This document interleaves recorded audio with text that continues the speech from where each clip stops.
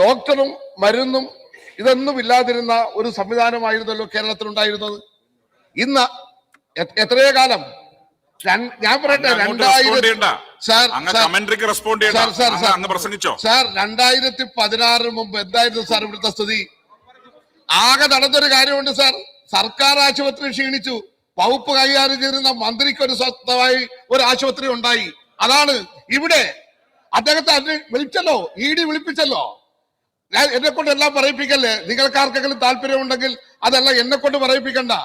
എന്തായിരുന്നു UDFന്റെ ഭരണകാലത്ത് എന്തായിരുന്നു സർക്കാർ ആശുപത്രിയുടെ അവസ്ഥ? അന്നത്തെ എങ്ങനെയാണ് കൈകാര്യം ചെയ്തത് ഈ നാട്ടിലെ ജനങ്ങൾക്കറിയാം. എന്നാൽ ഇന്ന് 10 വർഷക്കാലത്തിനുള്ളിൽ അസൂയാർഹമായിരുന്നുള്ള നേട്ടമല്ലേ സാർ ഈ മേഖലയിൽ നേടാൻ കഴിഞ്ഞിട്ടുള്ളത്? ചെറിയ കാര്യമാണോ? എന്തായിരുന്നു UDFന്റെ കാലത്തെ ഒരവസ്ഥ? ഇവിടെ പല അംഗങ്ങളും പറഞ്ഞു. ഞാൻ ഇവിടുത്തെ പല പത്രങ്ങളുടെയും കട്ടിങ്ങുകൾ ആ കാലത്തെ ഉണ്ടല്ലോ. എന്താണ് ഞങ്ങൾ വിദ്യാർത്ഥി ദീപിക 27/8/2011 ആശുപത്രിയിൽ മരുന്ന് വിതരണം നിലച്ചു, മരുന്ന് വാങ്ങിയതിൽ വൻ തട്ടിപ്പ്. സാർ മംഗളം രോഗി മരിച്ചു, അന്വേഷണത്തിന് മന്ത്രിയുടെ നിർദ്ദേശം. ഹൃദയവാൽവ് ശസ്ത്രക്രിയക്ക് ഡോക്ടർമാരും ഇടനിലക്കാരും ചേർന്ന് പണം തട്ടി. തിരുവനന്തപുരം മെഡിക്കൽ കോളേജ് സാർ അടുത്തത് കോട്ടയം മെഡിക്കൽ കോളേജ് ICUവിൽ കിടത്തിയില്ല, കൃത്രിമ ശ്വാസം നൽകാൻ കൂട്ടിരിപ്പുകാരനെ ഏൽപ്പിച്ചു. ഒരു രോഗിയുടെ എല്ലാ പത്രത്തിനെ കട്ടിക്ക് വെക്കാം. മാതൃഭൂമി സാർ, അടുത്ത മാതൃഭൂമിയാണ് സാർ. സർക്കാർ ആശുപത്രികളിൽ 4500 സ്ഥിരം ഡോക്ടർമാർ വേണ്ടെടുത്ത് കേവലം 2000 മാത്രം. സാർ എന്തെല്ലാം തരാനുണ്ട്. ദീപിക ഇതൊന്നും ദേശാഭിമാനിയല്ല കേട്ടോ, ഇതിനെല്ലാം ഞാൻ ചേർന്ന് അവിടെ മേശപ്പുറത്ത് വെക്കാൻ തയ്യാറാണ്. ഡോക്ടർമാരുടെ കുറവ് തളർത്തുന്ന പ്രാഥമിക ആരോഗ്യ മേഖല. ഇനി അടുത്ത സാർ ദീപിക തന്നെയാണ്. ചികിത്സിച്ച് മുടിയുന്ന കേരളം. സാർ കേരളത്തിന്റെ ആരോഗ്യ മേഖല തകരുന്നു. മാതൃഭൂമി 25/8/2015 രോഗബാധിതം.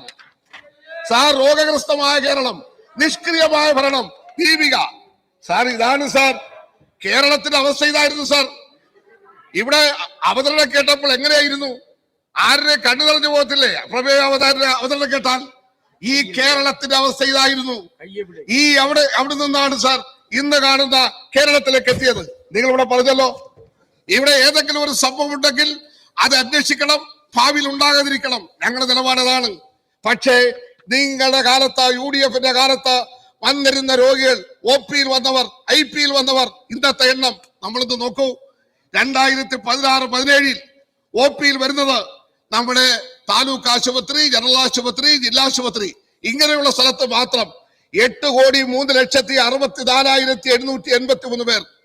സാർ IPയിൽ 14,18,957. എല്ലാം ഞാൻ വായിക്കുന്നില്ല സാർ. 2024-25 11,29,1,897 പേർ സാർ.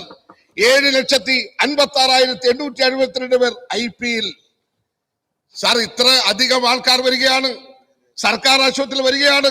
ഇങ്ങനെ കോടിക്കണക്കിന് ആൾക്കാർ ചികിത്സ നേടിക്കൊണ്ടിരിക്കുന്ന കേരളത്തിന്റെ പൊതുജനാരോഗ്യ മേഖല, ആ മേഖലയെ തകർക്കാനാണ് സാർ അടിസ്ഥാനരഹിതമായിട്ടുള്ള ആക്ഷേപങ്ങൾ ഉന്നയിച്ചുകൊണ്ടിരിക്കുന്നത്. സാർ ഇവിടെ നമ്മുടെ മെഡിക്കൽ കോളേജുകൾ നമ്മുടെ ചരിത്രത്തിൽ ഇത്രയധികം നേട്ടം കരസ്ഥമാക്കിയ ഒരു കാലമുണ്ടോ സാർ? ഇന്നിപ്പോൾ കേരളത്തിലെ മെഡിക്കൽ കോളേജിൽ ഏറ്റവും അവസാനത്തെ കണക്ക് 2025 ജൂലൈ മാസം OPയിൽ വന്നിട്ടുള്ളവർ 53,12,723. സാർ IPയിലുള്ളത് 3,51,101. ഞാനിത് പറഞ്ഞത് രോഗികൾ എത്രയധികം ഈ ആശുപത്രികളെ അഭയം പ്രാപിക്കുന്നു, അവിടെയെല്ലാം അവർക്ക് ചികിത്സയിൽ ലഭിച്ചുകൊണ്ടിരിക്കുന്നത്. ഇന്ന് ഈ ഇന്ത്യയിൽ ഏറ്റവും കൂടുതൽ സൗജന്യ ചികിത്സ കൊടുക്കുന്ന സംസ്ഥാനം ഏതാണ് സാർ? നമ്മുടെ കേരളമല്ലേ? അതിൽ നമുക്ക് അഭിമാനിക്കല്ലേ?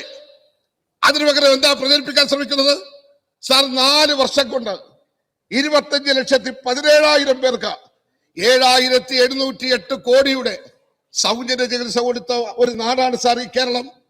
നിഷേധിക്കാൻ കഴിയുമോ സാർ? അതുപോലെ തന്നെ കാസ്പോ വഴി മാത്രം 24,06,000 പേർക്ക് 7,163 കോടിയുടെ സൗജന്യ ചികിത്സ കൊടുക്കാൻ കഴിഞ്ഞു സാർ.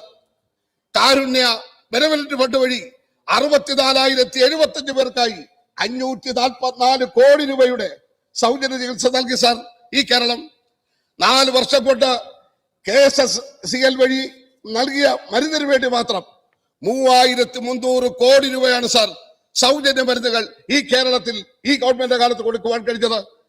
854 മരുന്നുകൾ, ഏതാണ്ട് 1847 പരം ആശുപത്രികൾ ഈ കേരളത്തിൽ ഈ ഗവൺമെന്റ് കാലത്ത് ഈ സൗജന്യ സേവനങ്ങൾ കൊടുത്തുകൊണ്ട് മുന്നോട്ട് പോവുകയാണ്.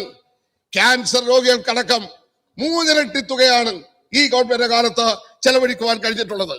ഈ നിലയിൽ കഴിഞ്ഞ 4 വർഷങ്ങളിലായി 1400 കോടി രൂപ ക്യാൻസറിന്റെ സൗജന്യ ചികിത്സയ്ക്ക് വേണ്ടി മാത്രം ചെലവഴിക്കാൻ കഴിഞ്ഞ ഒരു ആരോഗ്യ മേഖലയാണ് ഈ കേരളത്തിലുള്ളത്. അഭിമാനകരമല്ലേ മലയാളിക്ക്? ഇത് ഞാൻ ദീർഘിപ്പിക്കുന്നില്ല. അല്ല, ബഹുമാനപ്പെട്ട ചെയർ എന്നെ രാവിലെ ഒന്ന് ശാസിച്ചത്, അതുകൊണ്ട് ഞാൻ കൂടുതൽ സംസാരിക്കുന്നില്ല. ഞാൻ ചെയറിന് വഴങ്ങുകയാണ്. അതുകൊണ്ട് ഈ അടിയന്തര പ്രമേയം ഇതിനകത്തൊരു അർത്ഥമില്ലാത്തതാണ്. ഇതിനെ ഞാൻ എതിർക്കുകയാണ്. എന്റെ വാക്ക് നിർത്തുകയാണ്.